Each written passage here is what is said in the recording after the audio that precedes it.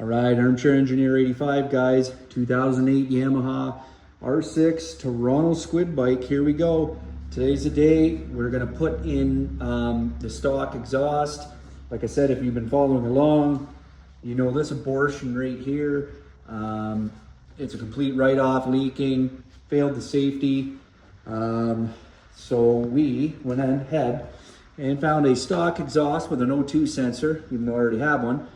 Nice to have a second one, but we're gonna get the stock exhaust on here. I broke two studs, so I've got the replacements right here. If you guys are so inclined, a few people have been messaging me. They're doing the exact same thing. And we've got some gaskets, so let's go ahead. Let's get these studs in. Okay, so this is what we're looking at here. You can see that this is where the two broken studs were that I extracted. That was awesome when I got those out.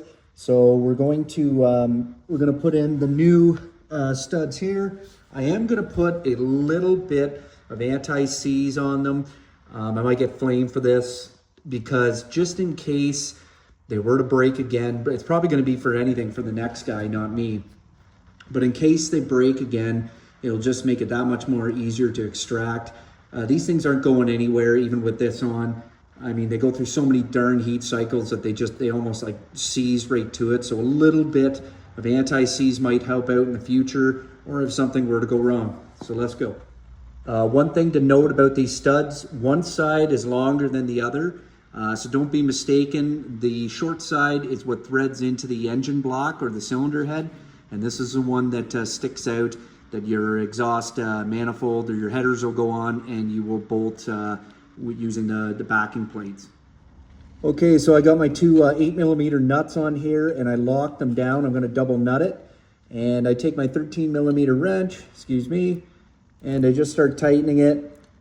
And you can see that what it does is it locks this in so that I can tighten this up and get this stud in. Get a little closer here. There we go. A little more focused. There we go. And there it goes. And I'm going to do this nice and hand tight. There probably is a torque spec to it, and I'm usually pretty good with torque specs, but this time here, I think I'm just going to do it by hand, and it's not going to go anywhere. Anyway, so I'm doing one at a time here so that I don't, instead of putting both studs in, so that I'm not fumbling over each other. And yeah, we'll go ahead and get this snug down, get the nuts off, and do the same to the other side. So if you ever find when you're trying to get both your nuts off after you've bottomed out your stud, and then when you try and do it, basically, you're turning your wrench or your ratchet left, and it's backing it out. It's kind of being counterproductive. Get a wrench on the very back of your rear nut, and you can go ahead and get an impact like this. And I got a little 13mm on there. And I just held the backing nut and then just ever so slightly gave her a couple whacks with the impact, and it took off this closest nut here, and then, yeah, the stud stayed put and the nuts came off. On to the gaskets. So what you want to do with these gaskets is you want to put a little bit of grease on the outside and the inside of each one. I've got some high temp grease here. Where does it say high temp? Yeah, right there. High temp EFF performance. I've had this tube for quite a while, so I'm just going to go ahead and I'm going to put some on here and install them into the exhaust side of the cylinder head.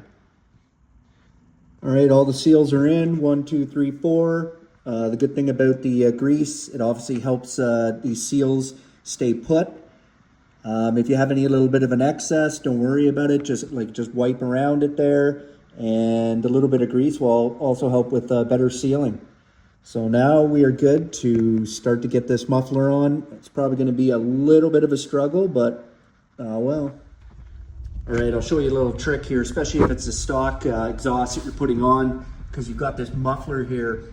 It weighs obviously a lot more than your aftermarkets because you have the muffler, and therefore it's hard to handle. So trying to get the exhaust headers up and keep everything flat and square, it's not easy. But if you go ahead here and you just put a floor jack underneath, especially if it's a low profile like this, if you put it underneath the muffler, you can just slowly lift it up, especially if you have a second helping hand, because then you can guide up the headers and keep it nice and straight because they'll rock back and forth. And then, yeah, you can just basically line them up. I got one more plate to get on here, and we're good to go, at least for the header side. Okay, so I got them all on right now, all my nuts and my washers. They're just loose, and the reason, okay, well, actually, first of all, it's tight access to get them on, and I have relatively skinny fingers. I suppose I'm lucky for doing work like this. But if you're having trouble, like getting, this one right here was the toughest of them all, and it was actually the last one I did. And if you're having trouble getting your fingers in there and getting the washer on and the nut and twisting, like getting a bit of turn on the nut just so it holds, you can use, for the washer, you can use a little bit of grease on the back and just stick it and the washer will hold. And I only had to do it for this one right here, this inner top one, because it was the toughest. The other ones I was able to just do it freehand, but it's a little trick. So anyways, for the moment here, I'm leaving these loose. And I'm leaving them loose because I want to get everything back here bolted up. There's two bolts to the frame here.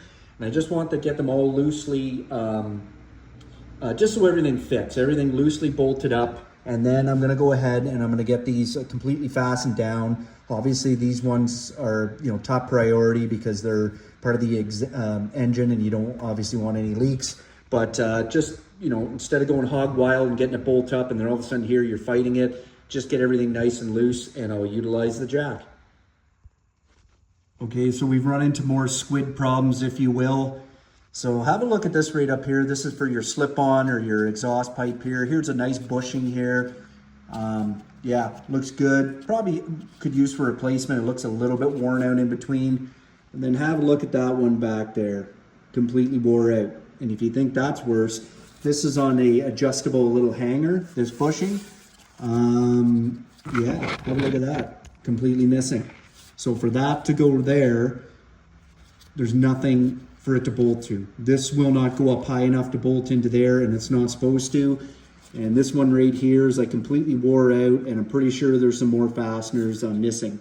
So what I'm gonna have to do is go in the parts catalog, and I'm going to have to search out what's missing on the rear of this bike to hold this stock muffler on. Whoever took it off was probably thinking, oh, I'll never use this again. It's aftermarket from here on out. And they probably just chucked everything out because that's how things go with kids with wrenches and no money. So anyways, we'll go ahead here. I'll leave this up. I'll jack it up and try and get it into where I think the factory location is going to be. And then we'll finish off torquing down the header. So I got all my nuts here on my headers. I got them tightened down just by hand, all nice and evenly. I made sure, that I didn't over tighten one side so that it kind of like basically would warp in any way. I know they're all individual. They're not all tied together like a cylinder block, but I still like to work like that. So I got my torque wrench here, and it calls for 15 foot-pounds of torque. Anytime I torque stuff, I always like to, even if it's like 15 pounds, just because I'm a little gun shy, especially with braking, broken studs. I don't want to go through that again. I always like to what I call creep up to it. So I'll basically set it to 10 foot-pounds of torque, which isn't very much. And then I'm going to do them all at 10 foot-pounds, and then I'm going to increase it to 15 foot-pounds and do them evenly. And it's just something I kind of like to do. I know in high torque applications, you do have to do that. Sometimes even low torque, just in case I screwed up or something doesn't feel right. I'd rather that than snap a bolt. Anyways, I'm gonna go ahead and tighten this up. Okay, so got it all torqued down to 15 foot-pounds of torque. You can see here that this thing just naturally lifted off the, as more torque was applied, just lift itself off of the low profile jack. I wish I could go ahead here and finish this off to show you guys, but that's just not the case for now. So I'm gonna leave it here. I gotta get those extra parts, and then I'll probably just give a quick update when I get this all installed. But I'm probably one of the few guys on YouTube that's installing a factory exhaust. Most guys are tearing these off and putting the aftermarket on. And there are some pretty nice aftermarket examples out there, like no doubt. But I hope this helps. If you guys are having the same problems as me, or you want to go back to stock or whatever, or you just want to go over your bike and make sure that the job is done right. Yeah, so please, if you would, like, comment, and subscribe. I'm very close to 1,000 subscribers, which is a bit of a milestone for me.